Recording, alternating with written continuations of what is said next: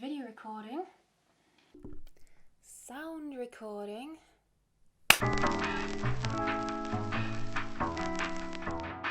Hello everybody and welcome to another video. Today we're going to be talking about subtext. First, what is subtext? Well, subtext is about reading between the lines. It's a distinct theme or thought or idea that underlies the apparent surface meaning of a text in a scene. It's that moment when a person says one thing but means another. That other thing is the subtext. The New York Film Academy Online describes it as the lines between the lines, or the unsaid meaning. The overlaying of different meanings on top of one another can make for a very interesting performance, and is very fun to act, actually. The acting is more unpredictable. The audience doesn't really know what's going to happen next. Well, you know, within reason. No one really knows what the actor is definitely thinking. Adds this layer of, well, unpredictability and a bit of tension, and it's quite, well, it's just more entertaining, actually, and more realistic. So, how do you bring out subtext in a performance? Well, this relies on body language and the thought behind the eyes, and in some instances it can even ignore the words totally. I mean, you could be saying one thing and it doesn't actually matter what you're saying at all. It's what you're thinking that matters. But in other instances, subtext can use certain words as triggers for some other metaphorical meaning. It doesn't have to be metaphorical, I guess, but basically a person listening with subtext is going to hear one thing from a specific word, then say another person with a different agenda. I'll get onto this in a moment though, let's not get ahead of ourselves. Oh, interestingly, subtext allows you to have two storylines happening simultaneously, or if you want to get really clever about it, maybe 3 or 4, but let's not get ahead of ourselves. For instance, regarding two storylines simultaneously, you think about the two characters might be arguing with each other, when deep down they really love each other. There is an example you can look at, Benedict and Beatrice in Much Ado About Nothing. Those two hate each other on the surface, and if you were reading the script you'd think they hate each other. But no, we know it's different. Have a look. And then I've made a note about this. Think about Basic Instinct and how Sharon Stone's and Michael Douglas's characters appear to sort of hate each other on the surface, when deep down things are very different, as those of you who've watched it will know. There are loads of other examples in existing plays and films that use subtext. Basically, subtext is what gives the narrative a third dimension and gives the characters more depth and makes them more three-dimensional, makes them more realistic. Subtext and acting realistically. That leads us on very nicely, doesn't it? As you will have heard me say before, people are complex and multidimensional. They're thinking lots of different things all at once, usually. And so incorporating subtext into our acting can help us to look more realistic, or like we would do in real life. Usually. Yes, realistic is a contentious term because acting isn't realistic at all. You are pretending, it's not real. What I mean by realistic in this instance is to look as though you are not acting at all, or to look as though you are genuinely being in the moment. Something to let the viewers completely find empathy and cathartic release and get sucked in. Using subtext can also help if you are having trouble relating to a character you are playing. I talk more in depth about this in another video about how to act realistically, but basically, as an example, maybe you are having to play a character who is breaking the law and you just can't access the thought that the character might have, because you can't relate to that, or you can't access it strongly enough. Fair enough, we're not all going to be like that. Think about Anthony Hopkins in Hannibal, for instance. I'm sure he had to, incorporate some substitution in that. As an actor, if you are playing someone, I don't know, abhorrently evil, you might choose to incorporate unspoken guilt in there. I mean, this will make them seem more relatable in a way, you know, give them some human characteristics, something for the audience to relate to. Or maybe their objective is less evil than how they appear. Maybe they are committing a crime because they think it will make someone else love them or something, or maybe they're deep down a wounded individual who just craves love and humans. You know, just, it's a subtext. No one is two-dimensionally bad. Every character has an objective. Again, we're getting into Stanislavski here. These are the basics. Units, objectives, Stanislavski. I'm not speaking for complete sinister criminals. I'm just talking about if you're acting someone, you know, access that human side, use a bit of subtext. So they might be saying, I'm going to kill you. I'm going to kill you. That's so almost archetypal. You might throw in some subtext. Maybe some guilt, I'm going to kill you. They have to. Do you know what I mean? Good luck if you're watching this video in depth. Whatever subtext you choose to incorporate, it will reveal itself in your eyes alone.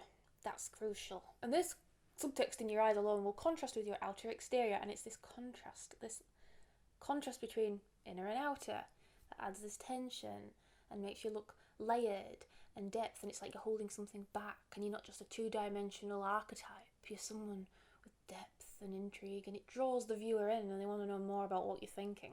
Also, adding subtext in your performance tells the audience more about the way your character might feel about a situation, and maybe this makes them more relatable in some way. So even Anthony Hopkins' character in Hannibal, okay, he was like doing something unspeakable, but he had these human qualities and he did show love for Clarice, and there was something there that the viewer could relate to in some way or were drawn in. He was deeper than just this blank two-dimensional cannibal. Whether you make your character relatable or not with subtext, incorporating subtext makes your character more realistic. Because no one is one-dimensional or two-dimensional, no one is abhorrently evil for 100% or 100% good. There's always something going on. You can't define someone with one word, can you? And they're always going to be thinking about things, making decisions. They will have just come from somewhere, gone somewhere. Maybe they're hungry, maybe they're tired. You know, there's a whole manner of different things. Maybe one thing someone said reminds them of something else, and life is a complex mess. And these underlying thoughts, when you incorporate them into your character, can be anything. The subtext can be anything, as long as it's not something like, can the camera see me? Are they looking at me? Are the lights there? Your underlying thoughts aren't you as an actor, because that's where people seem self-conscious. That's where it looks like it's bad acting.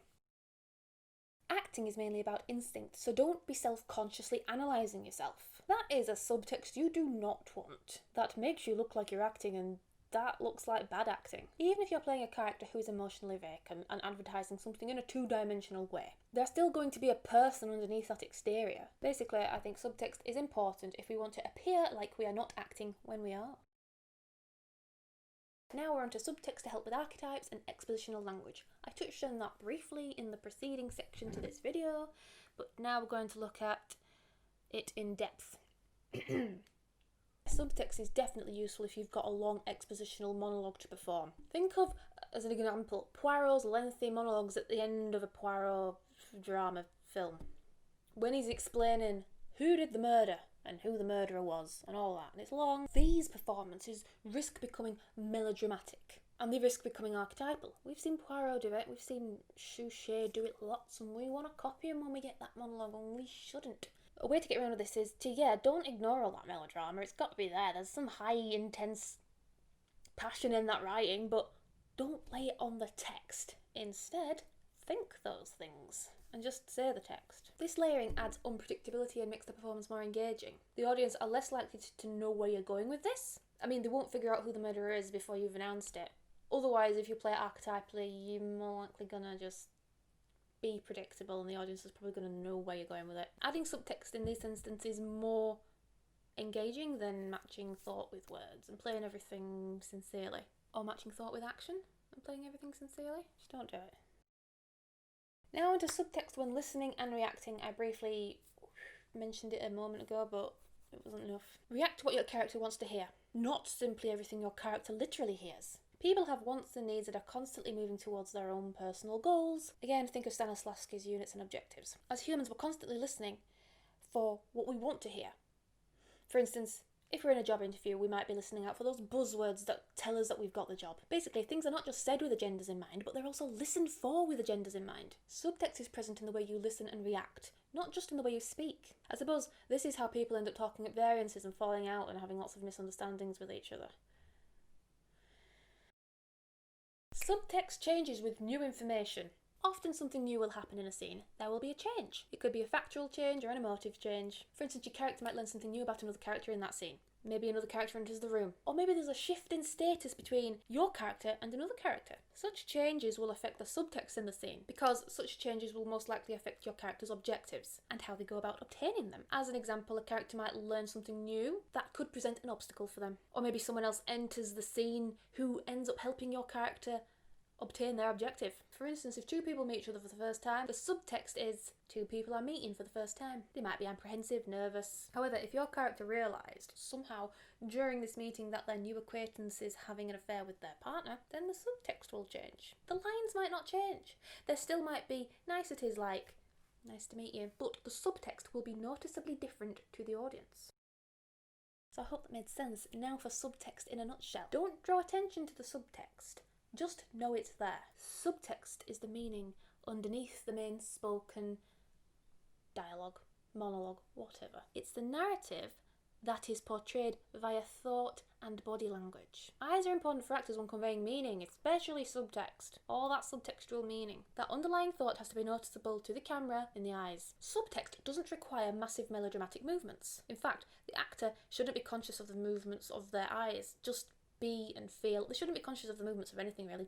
It's all about instinct. Feel it. Just know that subtext and think it. They should just have that thought in their mind, and their eyes will follow, as will their body language. Never force anything. Don't focus on showing the camera the emotion. Just feel it.